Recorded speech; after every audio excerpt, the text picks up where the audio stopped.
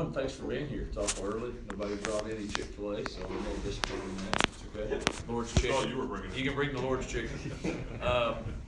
Let me say the last, I guess we started January 16th, 17th, so almost 2 months here from our our staff being here from a development phase. I've seen a lot of progress with our team connecting and laying the foundation we want to have. Obviously starting today with the first practice that we have. Really trying to lay out the objectives of this team, what we're trying to accomplish, our identity, who we want to be in all three phases. As far as how we play the game and why we play the game. We've been implementing that through our off-season program. Now today, once we practice how we do that, it starts implementing that. That's the main thing we're focused on now. And obviously, most of us being new, really trying to see, we've been told who we have and who's good and who's not good and all those things we really don't know. And seeing what we do have and what we have to work with and seeing where we probably need improvement and help.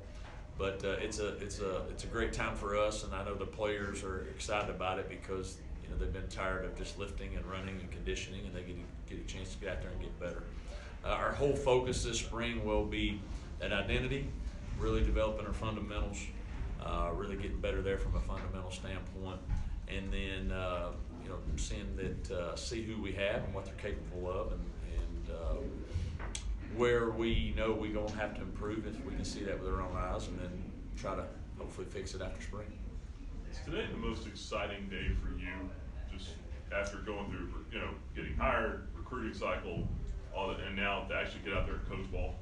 No, you know what? I think we love being out there.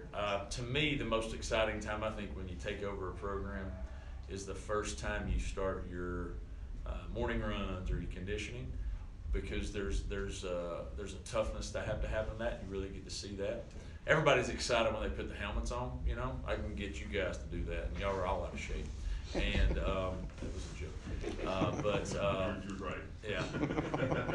But it is an exciting day. But I think when you first take over, that most exciting is that first morning run or conditioning, however people call it. We call it the Flames Quarter program. And just, all right, now you're really trying to develop your team.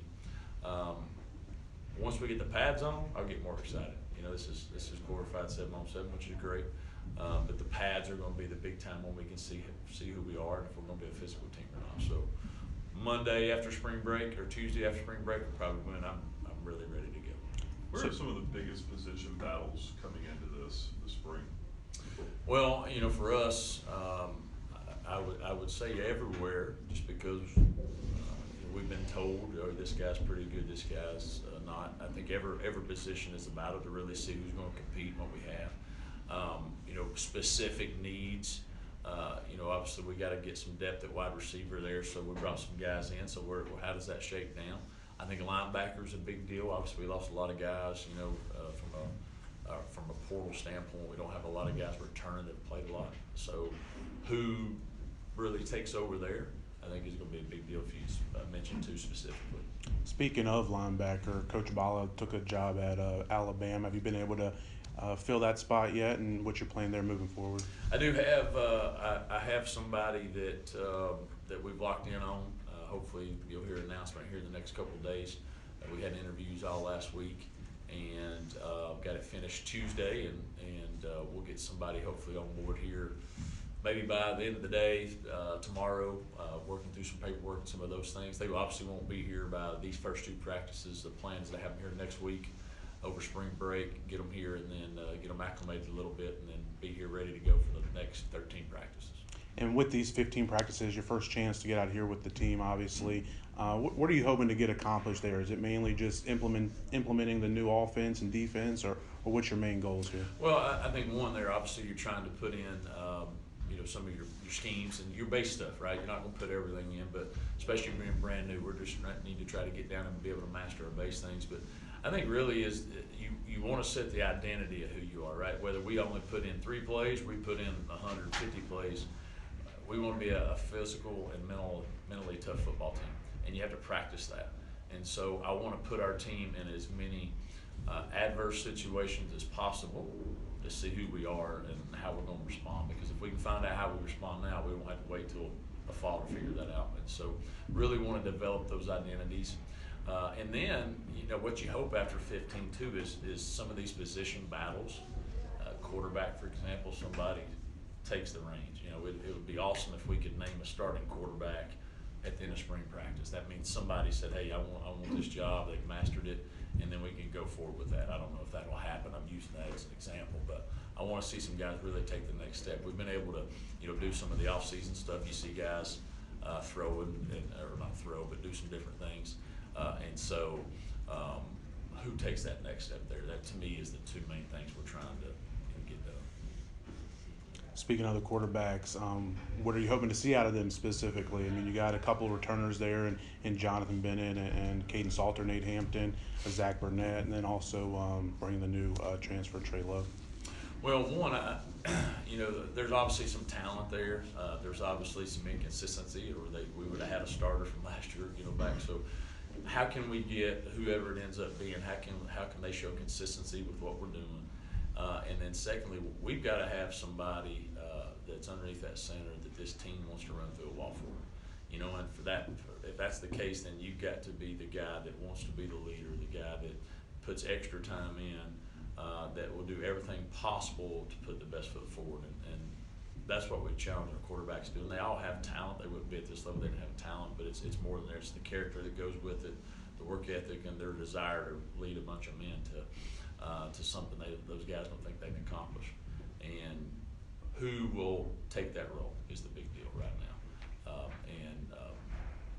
In our 4 weeks or 5 weeks, whatever we've been doing there, you've seen some good progress from all of them as far as understanding the system. They'll get that figured out, but those character traits, those leadership qualities that you really need to have, a guy that's competitive and tough out there that guys want to rally around, that'll hopefully show up these next 15. Didn't see defensive end Trayshawn Clark on the roster. He's not with us. Yeah, he's not with us. He's taking classes to graduate, but he's not part of our program currently. Okay. And that happened before I got here. Day Hunter, how is his rehab progressing? He seems to be doing well. He's probably trying to do more than he should, trying to keep him from getting out there as tough. He loves football. And so, we're told that he's where he needs to be, maybe a little bit ahead. And he's been involved in some of our walkthroughs and some of the things that you're able to do during the spring there and learning.